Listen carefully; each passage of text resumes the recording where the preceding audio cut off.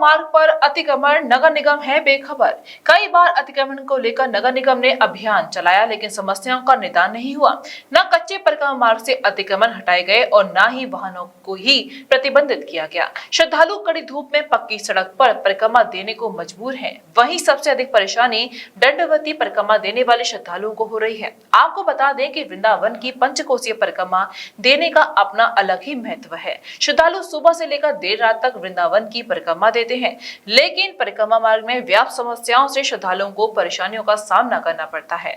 वृंदावन के गौरी गोपाल आश्रम से लेकर संत कॉलोनी, ललिता आश्रम, गोपाल घाट, केसी घाट के समीप वराह घाट आदि जगहों पर कच्चे परिक्रमा मार्ग पर अतिक्रमण हटाए नहीं गए हैं। यहाँ लोगों ने दुकानें खोल के रखी हुई हैं और मार्ग को अवरुद्ध कर दिया है। इससे लोग डामर और इंटरलॉकिंग सड़क पर परिक्रमा देने को मजबूर हो रहे हैं। वहीं वृंदावन की पंचकोसीय परिक्रमा मार्ग में वाहन भी दौड़ रहे हैं। कार, बस, ट्रैक्टर और टेम्पो के बीच परिक्रमार्थी परिक्रमा देने को मजबूर है। नरेशपाल सिंह जसावत है मेरा नाम।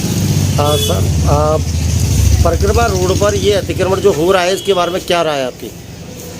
देखिए, ये इस सरकार की नीति बहुत खराब है, क्योंकि इन्होंने किसान और जो मजदूर के उसमें जो इन्होंने लोगों को बेला फुसका करके और हर तरीके के उनको जो है कि हम आपको ये देंगे, बेरोजगारी भत्ता देंगे, ये देंगे, तमाम चीज़ें इनकी सब फेल है। अब ये लोग गरीब लोग हैं, बेचारे पेट पालने वाले, इनका ये है कि इनका ढकेल, पहले तो ढकेल पे लेके चल रहे थे, अब इन्होंने ढकेल नहीं है तो उनको लेकर के फुटपाथ पे लेके बैठ गए।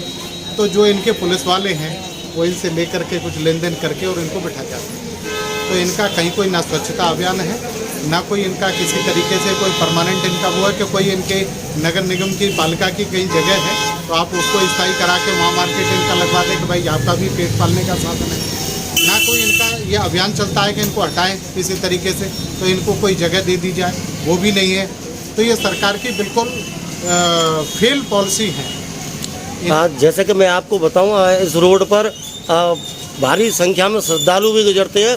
एक तरफ ट्रैफिक है और आने वाली उस साइड परिक्रमार्थियों के लिए अतिक्रमण।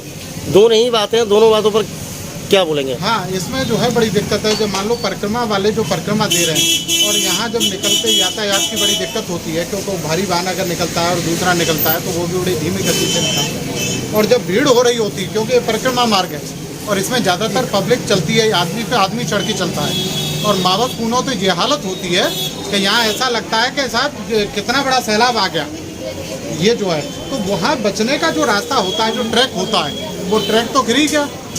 तो अब ये मान लो ट्रैफिक पुलिस की या यहाँ की नगर निगम की एक जो व्यवस्था है, वो व्यवस्था इनकी जो है ठीक नहीं है। व्यवस्था अगर अपने अभियान को चलाए और इनके लिए कोई, जैसे वहाँ डैम्पियर नगर में किया था, डैम्पियर नगर में मल्टीनेशनल जो पार्किंग इन्होंने बनाया उसके नीचे वहाँ बाज़ार को रख दिया गया, क्योंकि वहाँ जो रास्ता रुकता था वो इन्होंने वहाँ कर दिया। तो वो एक सुविधा हुई, ऐसे ही सुविधा इस वृंदावन के लिए करें।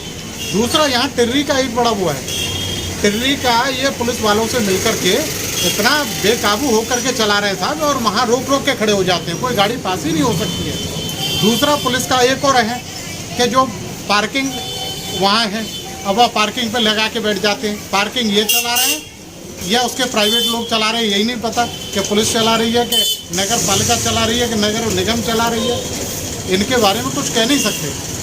तो यहाँ तो बड़ा धंधा बना दिया प्रशासन ने। प्रशासन की बहुत बड़ी ढील है और प्रशासन की नाकामी की वजह से पहले बिहारी जी मंदिर में भी यह हादसा हुआ था।